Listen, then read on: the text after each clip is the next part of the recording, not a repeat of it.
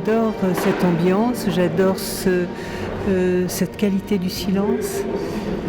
C'est quelque chose qui me parle, je suis bien avec, donc j'étais bien. Extraordinaire. C'est vraiment une enclave de réflexion et c'est très important, c'est une très bonne idée. It's such a nice break to have after the festival of Cannes. Silence and a bit of in-depth thought and reflection. Beautiful, and I think it's a contrast of sinners and saints. You can't have one without the other, I guess.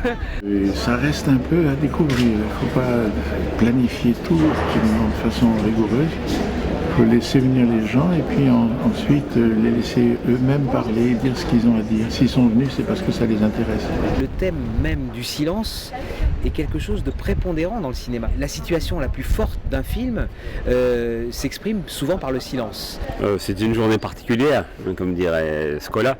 Oui, c'est une journée particulière parce que c'est en effet un mélange d'échanges et puis de silence. Les échanges avec des gens qu'au fond on ne connaît pas si bien, on les connaît comme ça extérieurement avec quelques stéréotypes, quelques clichés, donc on avait besoin de savoir un petit peu comment ils vivaient. Et puis il y a eu toute la partie silence qui était importante aussi parce que c'était quand même une des raisons de notre présence.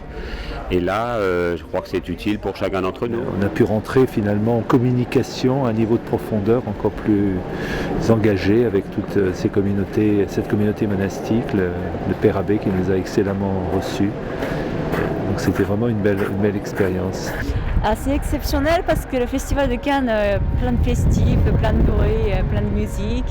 Là à côté, on a juste 15 minutes de bateau, c'est silence absolu, c'est très méditatif, ça me détend vraiment.